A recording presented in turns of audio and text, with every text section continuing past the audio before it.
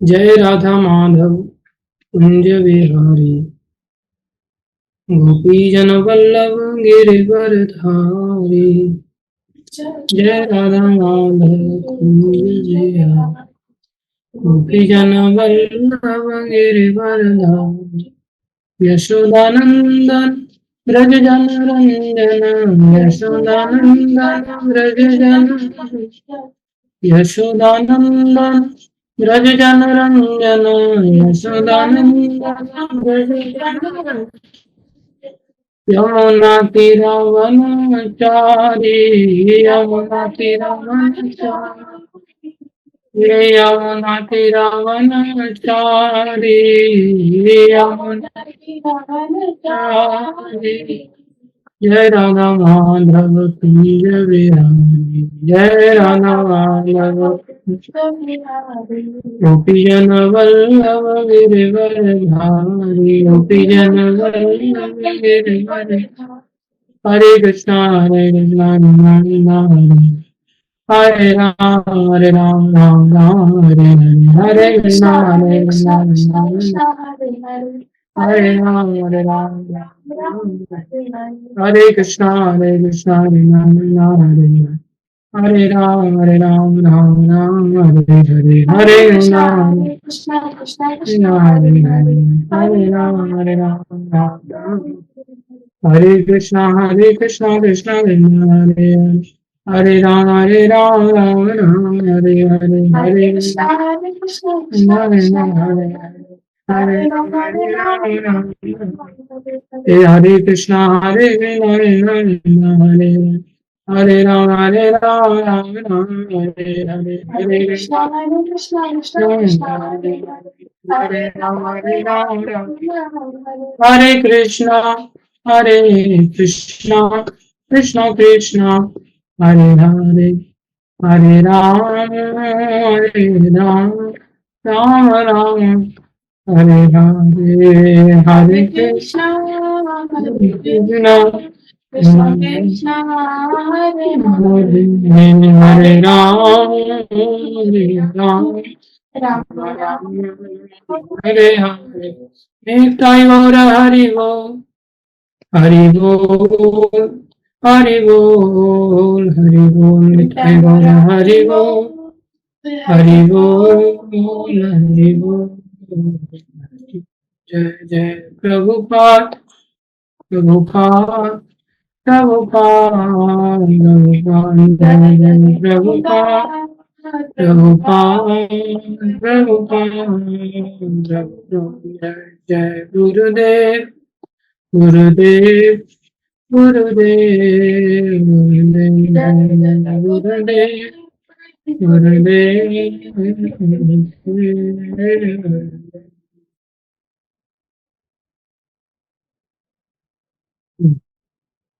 बोलो हरिनाम संकीर्तन महायज्ञ की जय। हरे कृष्ण महामंत्र की जय। श्री श्री राधा कांत भगवान की जय। श्री श्री जगन्नाथ बलदेव सुभद्रा माता सुदर्शन जी महाराज की जय। श्री श्री गौर निताई पंच तत्व की जय। श्री श्री प्रहलाद नरसिंह देव भगवान की जय। श्री श्री षडगोस्वामी स्वामी गण की जय। शिला गुरु परम्परा की जय। जगत गुरु शिला प्रभुपाद की जय। श्री गुरु महाराज की जय। अनंत कोटि वैष्णव वृंद की जय। आप सब भक्तों की।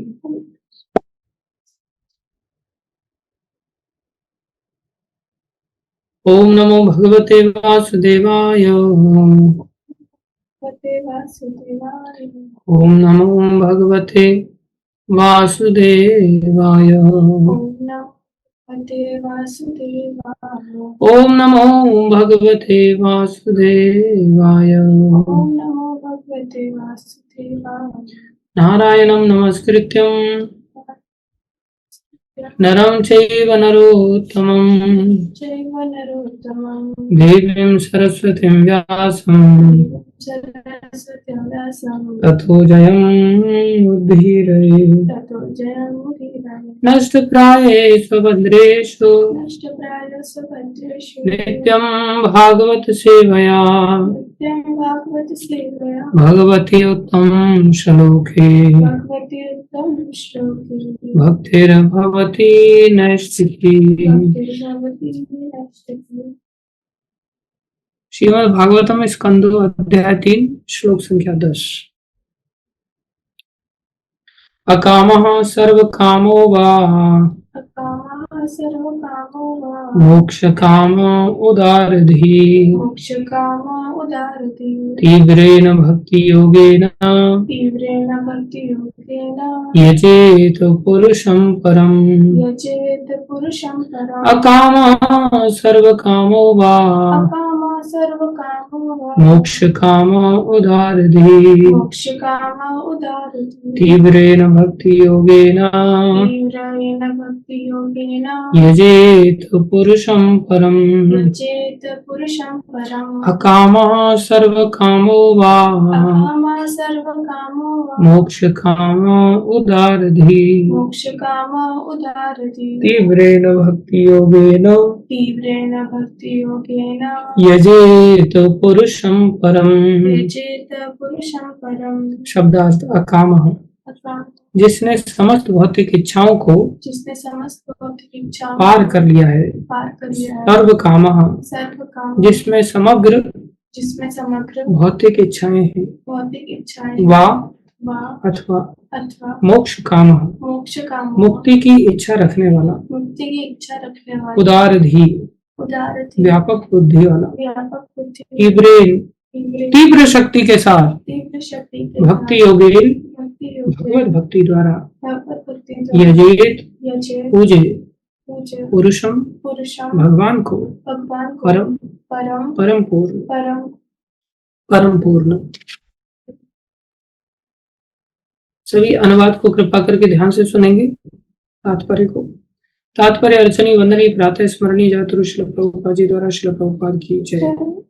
बहुत दिव्य श्लोक है। इसको कल के दिन में आप सभी से पूछूंगा और आप सबने इसको रट लेना, याद कर लेना।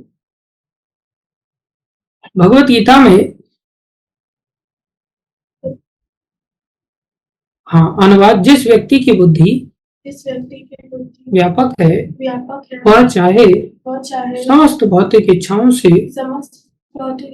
युक्त हो या निष्काम हो अथवा मुक्ति का इच्छुक हो उसे चाहिए कि वह सभी प्रकार से परम पूर्ण भगवान की पूजा करे।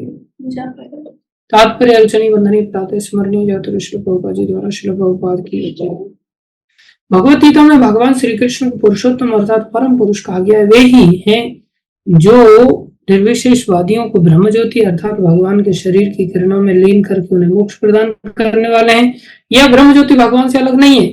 जिस प्रकार प्रकाशमान सूर्य किरणें सूर्य गोलक से पृथक नहीं होती हैं, अतएव जो परम निर्विशेष ब्रह्मज्योति में लीन होना चाहता है उसे भी भक्ति योग द्वारा भगवान की पूजा करनी चाहिए। जैसा कि यहाँ पर श्रीमद् भागवत में संस्तुति की गई है, यहाँ पर सर्व सिद्धियों को प्राप्त करने के साधन के रूप में भक्ति योग पर विशेष बल दिया गया है। पिछले अध्याय में बताया गया कि कर्म योग तथा ज्ञान योग दोनों का चरम लक्ष्य भक्ति योग है और उसी तरह इस अध्याय में यह घोषणा की गई है कि भक्ति योग विभिन्न देवताओं की भिन्न भिन्न प्रकार से पूजा करने का चरम लक्ष्य भक्ति योग है। आत्म साक्षात्कार का परम साधन होने के कारण इस प्रकार यहाँ पर भक्ति योग की संस्तुति की गई है। चाहे कोई भौतिक भोग की या भवबंधन से मुक्ति की आकांक्षा रखता हो, प्रत्येक व्यक्ति को गंभीरता पूर्वक भक्ति योग अपनाना चाहिए। अकाम हुआ है जिसे कोई भौतिक इच्छा न हो। पुरुषम पूर्णम अर्थात परम पूर्ण का अंश होने के कारण परमेश्वर की सेवा करना जीव का स्वाभाविक कार्य है। जिस तरह के शरीर के अंग पूर्ण शरीर की सेवा करने के निमित्त होते हैं, अतएव अकाम का अर्थ पत्थर की तरह निष्क्रिय या जड़ होना नहीं है, अपितु अपनी वास्तविक स्थिति के प्रति सचेत रहना है और इस तरह से केवल परमेश्वर से तुष्टि की कामना करना है। श्री जीव गोस्वामी ने अपने ग्रंथ संदर्भ में इस अकाम भाव का भजनीय परम पुरुष सुख मात्र स्वसुखत्वम कहकर व्याख्या की।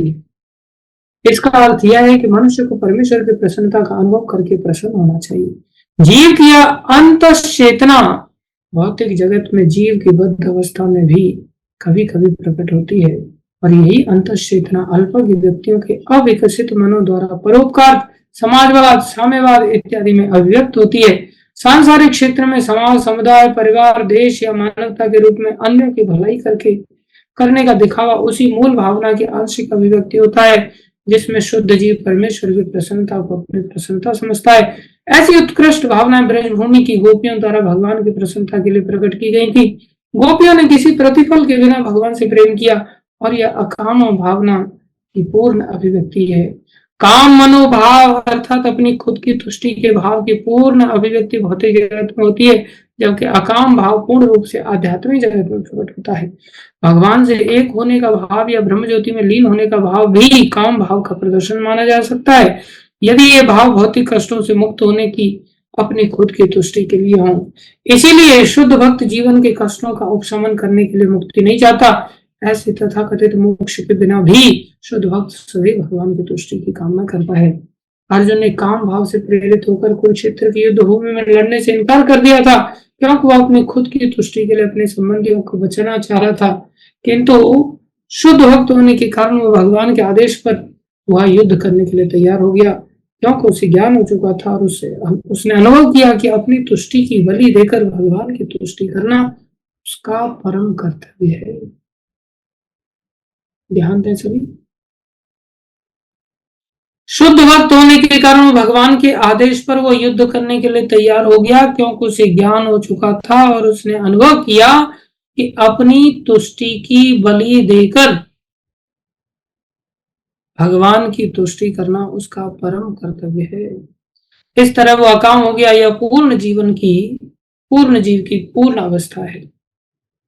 उदार अधि का अर्थ है व्यापक दृष्टि वाला या उदार चेता मनुष्य। जो लोग भौतिक भोग की कामना करते वो छोटे मोटे देवताओं को पूजते हैं।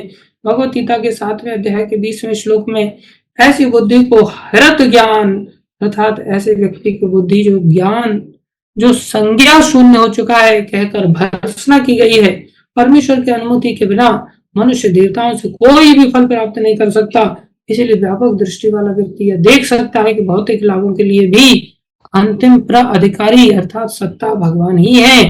ऐसी परिस्थिति में व्यापक दृष्टि वाले व्यक्ति को चाहिए कि वो सीधे भगवान की पूजा करे, भले वो भौतिक भोग या मुक्ति की कामना क्यों न कर रहा हो, चाहे कोई अकाम हो या सकाम या मोक्ष काम, हर एक को तत्परता से भगवान की पूजा करनी चाहिए। तत्परता से भगवान की पूजा करनी चाहिए। इसका अर्थ यह होता है कि कर्म तथा ज्ञान के किसी प्रकार के मिश्रण के बिना भी भक्ति योग पूरी तरह लागू किया जा सकता है। जैसे अमिश्रित सूर्य की किरण अत्यंत तीव्र होती है, इसी तरह श्रवण कीर्तन इत्यादि अमिश्रित भक्ति योग आंतरिक उद्देश्य भले जो भी हो सबों के द्वारा संपन्न किया जा सकता है। ओम ज्ञानतिमिरन्धस्य ज्ञानाञ्जनशलाकया चक्षुरुन्मीलितं येन तस्मै श्रीगुरुवे नमः। श्री चैतन्य मनोभीष्टं स्थापितं येन भूतले स्वयं रूपकदा मह्यं ददाति स्वपदान्तिकम्। वन्देऽहं श्रीगुरु श्रीयुतापदकमलं श्रीगुरुन् वैष्णवांश्च श्रीरूपं साग्रजातं सहगना रघुनाथान्वितं तं सजीवं सान्द्वैतं सर्वदूतं परिजनसहितं कृष्ण चैतन्यदेवं श्रीराधा कृष्णपदां सहगन ललिता श्रीविशाखान्वितां। हे कृष्ण करुणा सिंधु दीनबंधु जगतपते गोपेश गोपिकाकांत श्री राधा कांत नमस्तुते। तप्त कांचन गौरंगी राधे वृंदावनेश्वरी कृष्णानुसुते देवी प्रणमामि हरिप्रिये। वाञ्छाकल्पतरुभ्यश्च कृपा सिन्धुभ्यः च पतितानां पावनेभ्यो वैष्णवेभ्यो नमो नमः। जय श्री कृष्ण चैतन्य प्रभु नित्यानंद श्री अद्वैत गदाधर शिवासादि गौर भक्त वृंदा। हरे कृष्णा कृष्णा कृष्णा हरे हरे, हरे राम राम राम हरे हरे। हरे कृष्णा कृष्णा कृष्णा हरे हरे, हरे राम राम राम हरे हरे। हरे कृष्णा कृष्णा कृष्णा हरे हरे, हरे राम राम राम हरे हरे। गुरुवे गौरचंद्राय राधिकाय तदालय कृष्णाय कृष्ण भक्ताय तद्भक्ताय नमो नमः। हरे कृष्णा। देखो, हम सभी संसार में 3 प्रकार के जीव पाए जाते हैं। एक होते हैं अकाम। अकाम मतलब जिनके अंदर कोई कामना नहीं रही। कोई कामना तो पत्थर में नहीं होती, कोई कामना तो जड़ वस्तुओं में नहीं पाई जाती, लकड़ी में नहीं पाई जाती, या संसार के जो डेड ऑब्जेक्ट्स हैं, पृथ्वी जल अग्नि वायु आकाश, ये सब डेड ऑब्जेक्ट्स होते हैं। इनसे बने हुए जो वस्तुएं हैं, इनके अंदर तो कोई इच्छा नहीं होती। तो फिर जीव को अकाम क्यों कहा गया है? बोले अकाम मतलब संसारी कोई इच्छा, स्वरूपगत इच्छा होना तो उसका धर्म है। अर्थात अपने पिता को पिता मानना गलत नहीं, अपने पिता को जोड़ करके किसी दूसरे को पिता मानना वो गलत है। एक कैटेगरी है अकाम की, जो केवल और केवल भगवान की प्रसन्नता का ही सोचते, वो उनका स्वरूपगत अधिकार है। जैसे हमारा हाथ जो भी चीज खाने की आएगी तो वो चाहेगा कि अच्छी चीज है, खुशी शरीर को दिया जाए क्योंकि शरीर का अंश है। तो इसी प्रकार हम सब भगवान के अंश होने के कारण एक कैटेगरी वो होती है जो केवल और केवल भगवान की प्रसन्नता का सोचते हैं।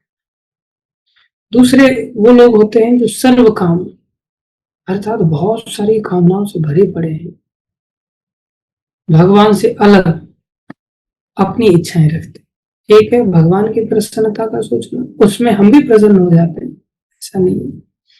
एक है स्वयं की इच्छा का सोचना, जिसमें हम भगवान को भूले रहते हैं, अपनी इच्छा के लिए प्रयत्न करते रहते हैं संसार।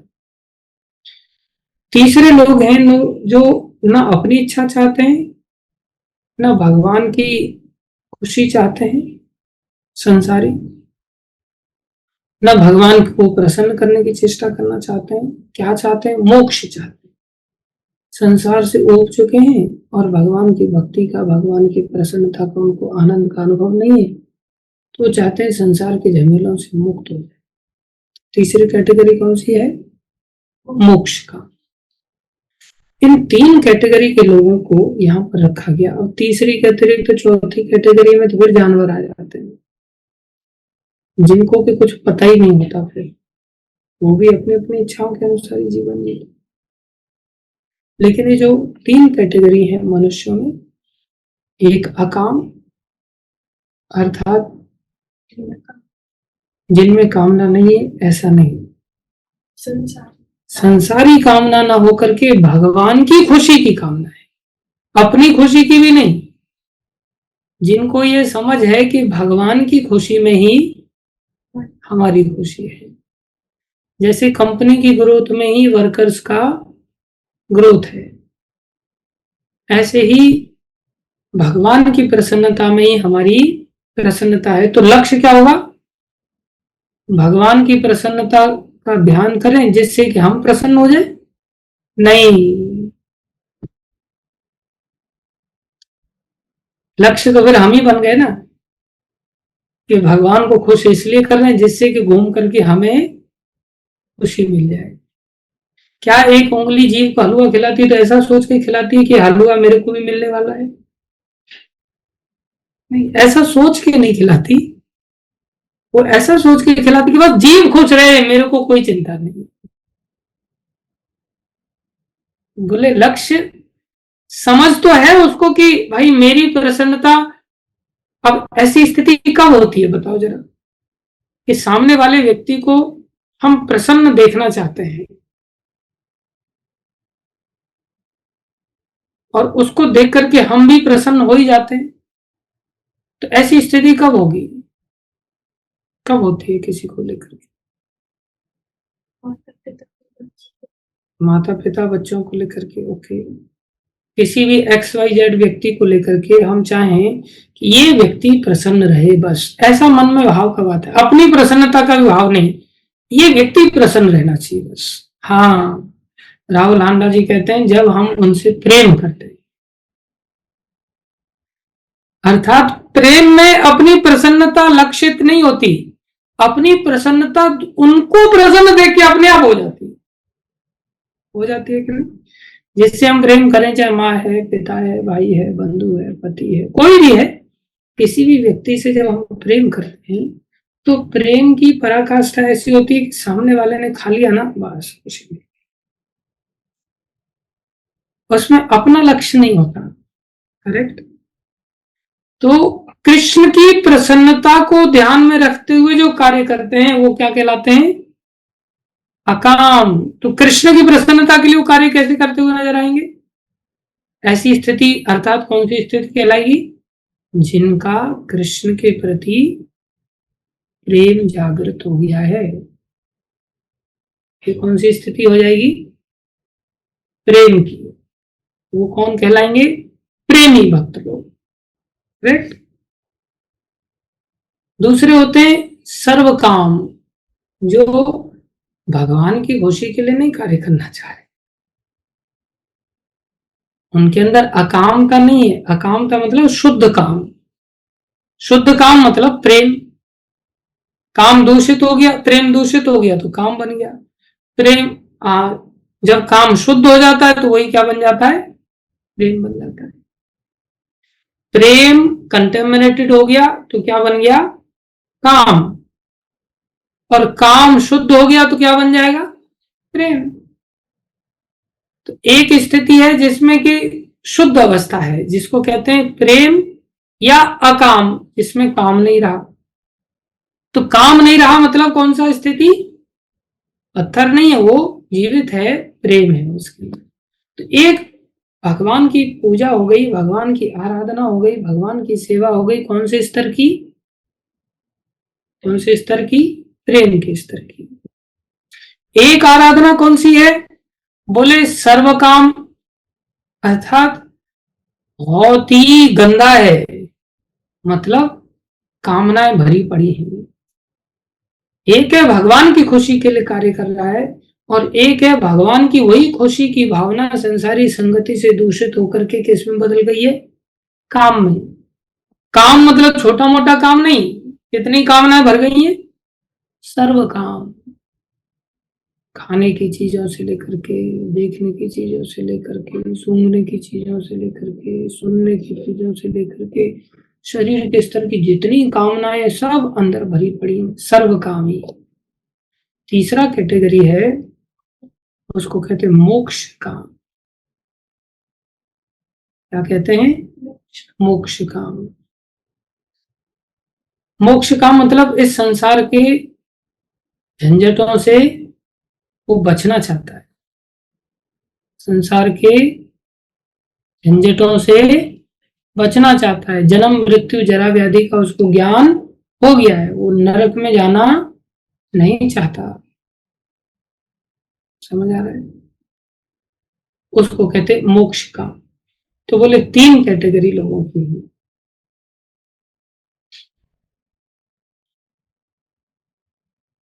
इन 3 कैटेगरी से जो बचना चाहता है, कौन बचना चाहेगा? इन 3 कैटेगरी में जो भी व्यक्ति है, जो जो चाहता है। एक व्यक्ति तो चाहेगा भगवान की प्रसन्नता, एक व्यक्ति क्या चाहेगा? अपनी संसारी प्रसन्नता। एक व्यक्ति कैसे खुश हो रहा है? मोक्ष पा करके। तो 3 लोगों की 3 प्रकार की खुशी है। कौन सी 3 प्रकार की खुशी है? एक व्यक्ति भगवान को खुश देख करके खुश हो रहा है, एक व्यक्ति संसार की भोगों को पाकर के खुश हो रहा है, एक व्यक्ति मोक्ष पाकर के खुश हो रहा है। जैसे कई बार व्यक्ति को कहा जाए ना, भाई तुम जप करो, तो कहता है तुम जप करके खुश हो जाओ और मैं सो के खुश हो जाता हूं। बोले तुम्हें हो सकता है जप करने में खुशी मिल रही है और मेरे को सो करके सोने में खुशी मिल रही है। जिसको जैसे खुशी मिल रही है उसको वैसे करते रहना चाहिए, या उसको कर लेने देना चाहिए। भाई तुम्हें ऐसे खुशी मिल रही है ऐसे कर लो। तो बोले तुम भी खुशी के लिए काम कर रहे हो, मैं भी खुशी के लिए कार्य कर रहा हूं। तो 3 प्रकार के लोग 3 तरह से खुशी पाते हैं। एक कैसे प्राप्त कर रहा है? भक्त बन करके, प्रेमी भक्त बन करके, जो भगवान की खुशी में अपने आप में खुश हो रहा है। दूसरा, अपने भोगों को प्राप्त करके खुश हो रहा है। तीसरा, मोक्ष प्राप्त करके खुश हो रहा है। तो भगवान कह रहे हैं जिसको जैसे भी खुशी चाहिए, चाहे भोगों से खुशी चाहिए या भगवान की खुशी को देख करके खुशी चाहिए या मोक्ष पाकर के खुशी चाहिए, फोकट में तो खुशी मिलेगी नहीं, ठीक है नहीं? कुत्ता भी बन जाओगे तो भी दो रोटी के लिए कुछ तो यत्न करना पड़ेगा ना। तो ना भोग फोकट में मिलने वाले हैं, ना भगवान की खुशी हमारे यहाँ बैठे बैठे खुश कर पाएंगे भगवान को, ना ही मोक्ष हमें बैठे बैठे मिलने वाला है। तो क्या करेंगे फिर? बोले कुछ तो करना पड़ेगा ना, तीनों प्रकार के लोगों को प्रसन्न रहने के लिए, खुशी पाने के लिए कुछ तो करना पड़ेगा। तो सब लोग अपने अपने रास्ते से अपने अपने उपाय करते हैं इन तीन प्रकार की खुशी को पाने के लिए। लेकिन ये तीन प्रकार की खुशियों को तीन तरह के लोग कैसे पा सकते हैं? बोले एक तरीका है क्या, जिनका दृष्टिकोण व्यापक है, जो बड़ा दृष्टिकोण लेकर के चल रहे हैं। अब जैसे बड़ा दृष्टिकोण मतलब बड़ा सोचना, भोगों के लिए भी बड़ा सोचो, मोक्ष के लिए भी बड़ा सोचो, और भगवान की खुशी के लिए भी बड़ा सोचो, उसे कहते हैं व्यापक सोच। तो बड़ा सोचने वाले व्यक्ति का क्या चरित्र होगा, वो कैसे तीनों तीनों तरह की खुशी पाएगा। अब एक है छोटा सोचना कि भाई मेरे को पकोड़े चाहिए, तो कितने पकोड़े चाहिए? बोले आलू के ही मिल जाए बस बहुत है। अरे जब भोगों का ही सोचना है तो फिर बड़ा सोचो ना। क्या सोचना, आलू के भी मिल जाए, पनीर के भी मिल जाए, गोभी के भी मिल जाए, टमाटर के भी मिल जाए, तोरी के भी मिल जाए, और लौकी के भी मिल जाए, बैंगन के भी मिल जाए, है कि नहीं? दुनिया भर का बड़ा सोचो ना, छोटा क्यों सोचना भोगों को लेकर के। ऐसी कोई व्यक्ति सोचता है भगवान की खुशी में मेरी खुशी है, तो क्या सोचता है तुलसी पत्ता चढ़ा दूंगा बस भगवान खुश हो जाएंगे, ज्यादा कुछ करने की जरूरत नहीं। या थोड़ा सा मिश्री चढ़ा दिया बस, मिश्री में थोड़ा सा मक्खन लगा दिया बस, हो गए भगवान खुश। नहीं, बड़ा सोचो ना। भगवान को 56 भोग लगाएंगे, भगवान को 108 भोग लगाएंगे, भगवान को 1008 भोग लगाएंगे, भगवान को 10,008 भोग लगाएंगे, भगवान को इतना भोग लगाएंगे कि अनंत भोग लगाएंगे। ऐसा सोचो, बड़ा सोचने में क्या जाता है। जैसे कोई व्यक्ति गौशाला का सोचे मन में कि मेरे को गौशाला खोलनी, तो वो सोचे एक गाय ले आता हूँ, गौशाला खोल गई। जैसे मेरे मन में जब गुजरात में मैं था तो मेरे मन में विचार आया भगवान का मंदिर बन रहा है तो गौशाला भी होनी चाहिए, तो भगवान से पूर्ति कर सकते हैं, भगवान से प्रार्थना करते हैं। तो मेरे मन में अच्छा कितनी गायों के लिए फिर मन से भगवान से प्रार्थना करूं। तो फिर सोचा 2 गाय, 10 गाय, 20 गाय, अच्छा सा गायों की संख्या होनी चाहिए। फिर मन में आया भगवान से जब मांगना है तो फिर छोटा क्यों मांगना। फिर मैं सोचा 1000 गाय, भगवान 9 लाख गाय नंद बाबा रखते थे। फिर मन में विचार आया भगवान से ऐसा बोलते हैं अनंत गायों की गौशाला की कृपा करो। जब अनंत वो दे सकते हो तो अनंत गायों के लिए मांगने में क्या जाता है, मांगी तो रहे। अब अनंत में क्या एक दो नहीं आएगी, अनंत में नीचे वाली तो सारी इच्छाएं पूरी हो ही रही है ना, अनंत में तो अनंत स्तर की इच्छा भी पूरी हो रही है, कितना बढ़िया है। मैंने ऐसे ही अनंत नाम के मैं सोचा, प्रश्न उठता अनंत गायें धरती पे समाएंगी कैसे। तो क्या करेंगे फिर भगवान, बोले अनंत धाम अपना देंगे, उसमें अनंत गायें समा जाएंगी। अनंत धाम कौन सा, बोले गोलोक वृंदावन धाम है भगवान का। तो हमें गौशाला खोलने के लिए भगवान फिर कहाँ बुलाएंगे, अपने धाम में बुलाएंगे, गोलोक धाम में। अगर हमारी अच्छी इच्छा है तो हमारा क्या जाता है, इस जन्म में नहीं तो अगले जन्म में पूरी करेंगे। व्यापक दृष्टिकोण लेकर के चलना चाहिए ना। जितना बड़ा दृष्टिकोण होगा उतना ही थोड़ा तो इंतजार करना पड़ेगा ना। अब व्यक्ति सोचे कि भाई मेरे को 5,000 रुपए से पैसा कमाना है, तो 5,000 रुपए से कमाना चालू करेंगे तो फिर जल्दी कमाना चालू हो जाएंगे। लेकिन कोई सोचे मेरे को 5 लाख रुपए से सैलरी चालू करनी, तो थोड़ा इंतजार करना पड़ेगा, थोड़ा पढ़ाई लिखाई ज्यादा करनी पड़ेगी, थोड़ा मेहनत करना पड़ेगा। तो क्या सोचना चाहिए फिर, 5,000 का सोचना चाहिए या 5 लाख का सोचना चाहिए इंतजार को लेकर के। इंतजार को लेकर के ऐसा नहीं कि इंतजार करना पड़ेगा चलो अब 5,000। अरे 2 रुपए के लिए तो फिर बच्चे को इंतजार बिल्कुल नहीं करना है, उनको पढ़ने लिखने की जरूरत नहीं है, सीधा जा करके भीख मांगना चालू है, 2 रुपए मिल जाएगा उसको। 2 रुपए की सोच तो कभी सोच नहीं है। मनुष्य शरीर किस लिए मिला है, छोटा सोचने के लिए, बड़ा सोचने के लिए, बड़ा सोचने के लिए। मनुष्य शरीर में व्यापक दृष्टिकोण होना चाहिए, बड़ा सोचे। तो भोगों को लेकर के भी क्या सोचे, बड़ा सोचो, सोचना ही है तो। मोक्ष को भी लेकर के कैसा सोचे, बड़ा सोचे। मोक्ष मतलब किससे मोक्ष मिलना है, पहले तो भोगों को लेकर के बड़ा सोचना। जब भोगी बनी रहे तो बड़े भोगी बनो ना। कि भाई मेरे को ये भी मिल जाए, राज भी मिल जाए, पाठ भी मिल जाए, संसार की छोटी मोटी चीजें क्या, नौकरी चाकरी क्या, मेरे को तो सीधा राजा बन जाऊं। ऐसा सोचो, कितना राजा बन जाऊं? बोले एक देश का नहीं, सारे देशों का ही राजा बन जाए, सारी सृष्टि के ही राजा बन जाए। ऐसा सोचो ना, भोगों का सोच ही रहे। और जब भोगों से पता चल गया कि अरे ये भोग तो दुख देने वाले हैं, ये ही संस्पर्शजा भोगा दुख ही नहीं होते, तो उसमें भी बड़ा सोचो। बोले उससे फिर आप छुटकारा चाहोगे।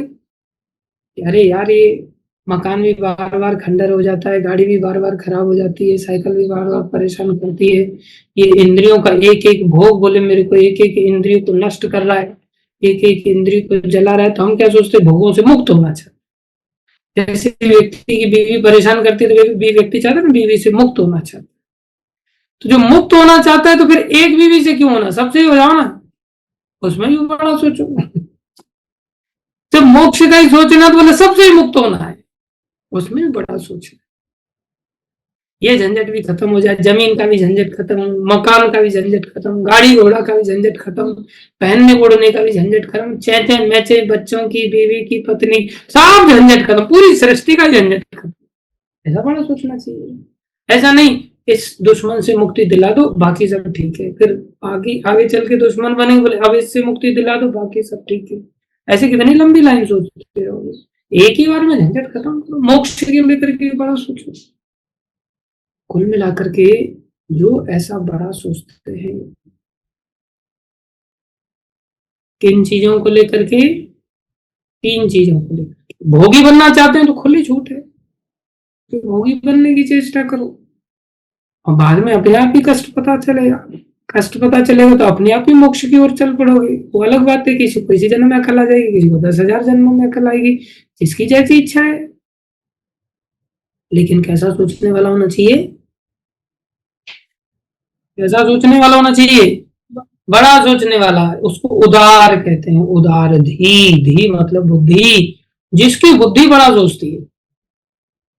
भगवान कहते हैं भक्ति में भी बड़ा सोचो। जैसे प्रभुपा जी इतना बड़ा सोचते थे, प्रभुपा जी छोटा मोटा सोचते ही नहीं थे, हर चीज को लेकर के बड़ा सोच रखते थे।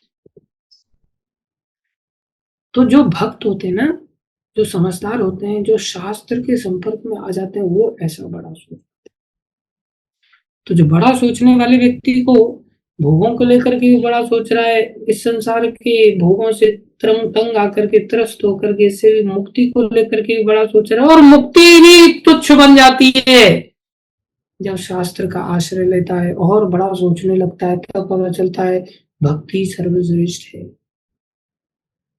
बोले भोग मोक्ष के सामने तुच्छ और मोक्ष भक्ति के सामने तुच्छ। अर्थात मोक्ष काम सर्व कामता को तुच्छ बना देता है, और अकाम मोक्ष काम को तुच्छ बना देता है। ध्यान दो, सबसे निम्न स्तर है सर्व काम, उससे ऊपर का स्तर मोक्ष काम, और उससे ऊपर का स्तर अकाम। अकाम मतलब प्रेम का स्तर, भक्ति का स्तर। मोक्ष काम मतलब मोक्ष का स्तर, सर्व काम मतलब भोग का स्तर। समझ आया? ये तीन स्तर के लोग बोले क्या करें? बोले एक ही फॉर्मूला है तीनों की इच्छा पूरी करने के लिए। दो फॉर्मूला नहीं है, तीन फॉर्मूला नहीं है। तीनों को अगर इतना बड़ा सोच करके अगर कोई प्रयास कर रहा है, तीनों चीजों को लेकर के अगर बड़ा सोच करके अगर कुछ चाहता है, तीनों ही चीजें चाहता, तो बस एक ही काम करो, क्या? तीव्र भक्ति होगी, तीव्र भक्ति करो। कितना बढ़िया आइडिया है ना। और तीव्र भक्ति से क्या होगा? तीव्र भक्ति से आपको अगर भोग चाह रहे हो तो भोग मिल जाएंगे, बड़े स्तर के भोग मिलेंगे, छोटे मोटे नहीं। करदम ऋषि को पत्नी चाहिए थी, और दिव्य स्तर की पत्नी चाहिए थी, भक्ति वाली पत्नी चाहिए थी, और बहुत अच्छी पत्नी, सेवा भाव वाली पत्नी चाहिए थी। सेवा पत्नी करने के लिए कहाँ मिलती है?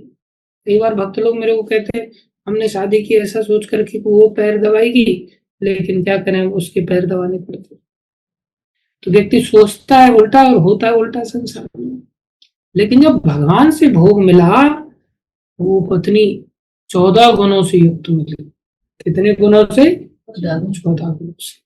उनके अंदर ऐसे 7 गुण थे सेवा के जो कि होने चाहिए, और ऐसे 7 गुण थे जो किसी के अंदर नहीं होने चाहिए। अवगुण जो होते हैं 7 वो नहीं होने चाहिए, वो उनके अंदर नहीं थे, और जो होने चाहिए वो थे। कैसे मिलाई? इसे भगवान की तीव्र भक्ति से नहीं। इससे मिला तीव्र भक्ति से। अब तीव्र भक्ति है नहीं कि आराम से घंटी बज रही है और कर्राटे मार रहे हैं, तीव्र भक्ति है। तीव्र भक्ति के लिए तो थोड़ा मशक्कत करनी पड़ेगी, हाथ पैर पीटने पड़ेंगे। अरे 2 रुपए से 2 लाख रुपए अगर कमाना है तो उसके लिए भी पागलों की तरह रात दिन मेहनत करनी पड़ती है, तब जाकर के IIT का एग्जाम क्रैक होता है। तब जाकर के आदमी GRE टॉफल वगैरह ये सब चीजें तैयार करके क्रैक कर पाता है। इतना आसान भोगन में थोड़ी 5 लाख रुपए सैलरी मिल जाएगी। अरे वो सब तीव्रता करने से अच्छा नाचो गाओ खूब तीव्रता के साथ, माथा फोड़ने से किताबों में सबसे बढ़िया तीव्रता के साथ भक्ति करो। तीव्रेन भक्ति योगेन, बोले किसकी भक्ति? यजेत पुरुषम परम, परम पुरुष भगवान श्री कृष्ण, और किसी की भक्ति नहीं। भोग चाहिए तो तीव्र भक्ति कर लो। अब बड़े राजा 5 साल के बच्चों को इतना बड़ा राजा राजपाट बना दिया गया। बताओ हिरण्यकशिपु ने कितनी गधा मजूरी की? 36,000 वर्षों तक एक पैर के अंगूठे पे जाकर के गधा मजूरी की। और प्रहलाद जी ने क्या किया? प्रहलाद जी ने नाचे गाए, बस कीर्तन कराया। छोटे से बच्चे 5 साल के, जो संपत्ति त्रिलोकी की हिरण्यकशिपु को इतना मेहनत करने के बाद मिली, उन्होंने तीव्र भक्ति, कैसी आनंद देने वाली भक्ति। सुखम कर तुम अभ्यम, इसमें तो कष्ट भी नहीं होता, लेकिन नित्य भक्ति है। नित्य भक्ति आज कर ली 4 दिन गुल्ली मार दी, ऐसी भक्ति तीव्र थोड़ी कहलाएगी। तीव्र भक्ति तो रोज बढ़ती चली जाए, रोज बढ़ती चली जाए। ऐसी भक्ति प्रहलाद जी ने किया, जो संपत्ति उसको एक अंगूठे पे 36,000 वर्ष तक खड़े होकर के, इनकी तो उम्र भी नहीं थी इतनी। 5 साल के बच्चे को 1-2 साल में ही देखो भक्ति करने का इतना बड़ा फल मिल गया, सारी संपत्ति का शासन उनको मिल गया। ध्रुव जी को देखो 6 महीने में इतना बड़ा संपत्ति, क्या करने से? तीव्र भक्ति करने की। हम तीव्रता से खाते खूब है, जिसमें बोला जाता है सब्र करो, धीरे धीरे खाओ। खाने में कैसी तीव्रता होती है? पनीर कहीं दूसरा ना खा जाए, कहीं बिरयानी दूसरा ना चट कर जाए, थोड़ी मेरे लिए भी बचनी चाहिए। रसगुल्ला कितना हवड़ हवड़ करके खाते हैं। सब चीजों में तीव्रता है संसार के भोगों में, लेकिन भक्ति में तीव्रता नहीं बनाते। भक्ति में उल्टी बहाने लेकर। बहुत सारे लोग हैं जो तीव्रता से अभी भक्ति को अपना रहे हैं, जैसे हमारे मानविक राजपूत जी है, ये सुबह में जल्दी जप करने के लिए जुड़ जाते हैं। और नरेंद्र जी हैं, हमारे शशिकांत पाटिल जी हैं। आप सब लोग अभी भागवत क्लास बड़े ध्यान से सुनते हैं, ये क्या है? बोले तीव्र भक्ति है। राजकिशोर पांडे जी हैं, अमृत गंगा माता जी, चाहे अकेली जुड़ती है, दूसरे लोगों को पकड़ के नहीं लाती, और दूसरों को पकड़ के लाओगे तो और पता नहीं कितना जल्दी मिल जाएगा। फिर तो और जल्दी मिल जाए। देखो प्रभुपाद जी के पास कोई ऐश्वर्य की कमी रखी भगवान ने? सब ऐश्वर्य मात्र 11 साल के अंदर ही अंदर खरबपति बना दिया। हो जाता है ऐसा। अरे तीव्र भक्ति का ढोंग दूसरों को दिखाने के लिए कर लो, बस जैसे मैं करता हूँ, चेष्टा करता हूँ अभी मैं थोड़ी सी तीव्र भक्ति करने का, मतलब ढोंग करने का, दूसरों को दिखाने के लिए। अगर ये सब लैपटॉप वगैरह बंद कर दिया जाए, लोग देखने वाले अगर नहीं हो ना, और बोल दिया जाए अकेली तुलसी माता है विग्रह, जरा भक्ति करके देखो, कोई नहीं देख रहा है तो फिर कोई भक्ति नहीं करेगा, है कि नहीं? देखने पर ही भक्ति हो पाती है कि हाँ ये देख रहा है मेरे को, देखो मेरे को दिखाना पड़ेगा कि मैं भी भक्त हूँ आखिर, जैसे मैं आप सबको दिखाता हूँ। जैसे शशिकांत पाटिल है, ये दिखाता है कि प्रभु जी देखो मैं भी जुड़ा हुआ हूँ, बदमाश। वैसे भावना से भक्ति नहीं करता, दिखाने के लिए भक्ति, अलग छापे लगा लेगा। अरे तीव्र भक्ति करने के लिए, लेकिन क्या करे बेचारा मेरे जैसे ढोंगी व्यक्ति का संगति कर रहा है, तो ऐसी बुद्धि आएगी। संगति जब भक्तों की करेंगे तो अच्छी बुद्धि विकसित हो जाएगी।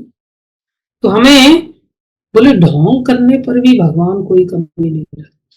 भगवान इतने उदार है ना, इतने उदार है, उनको कौतूहल होता, उनके पास कमी नहीं है ना, इतना है। जैसे प्रभुपाद जी एक बार गुरु महाराज को कहते तुम ऑस्ट्रेलिया गया है क्या? बोले नहीं। जाओ घूम के आओ, मेरे पास बहुत पैसा है, जाओ थोड़ा खर्च करके।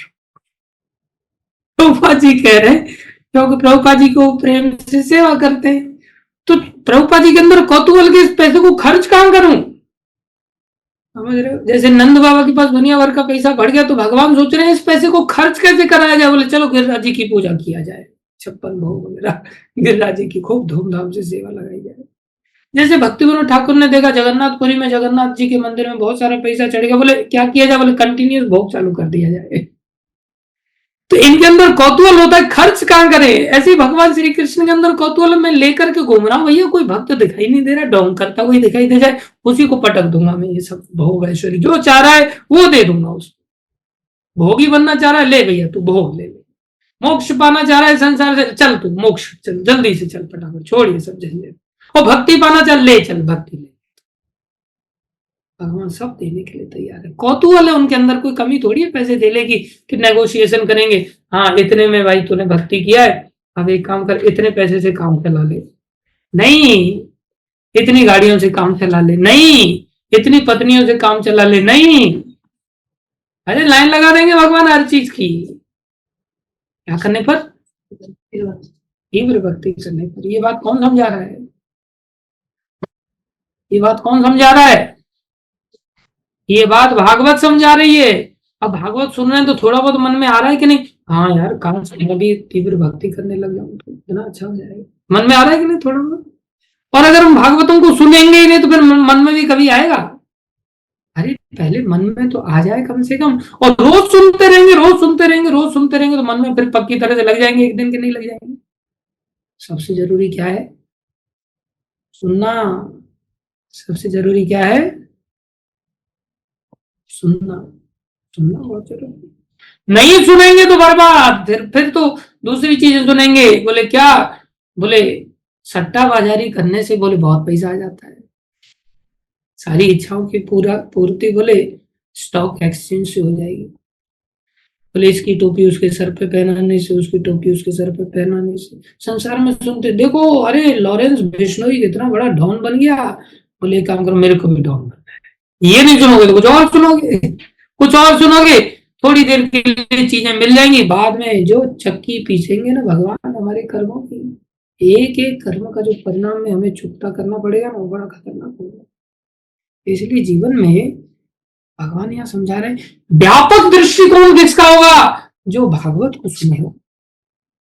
व्यापक दृष्टिकोण संसारी जो सुच्ची मुच्ची वाली किताबें होती है ना उनको पढ़ करके या संसारी वार्ताओं को सुन करके व्यापक दृष्टिकोण नहीं आ सकता, क्योंकि उन सब चीजों में तो व्यापकता है ही नहीं।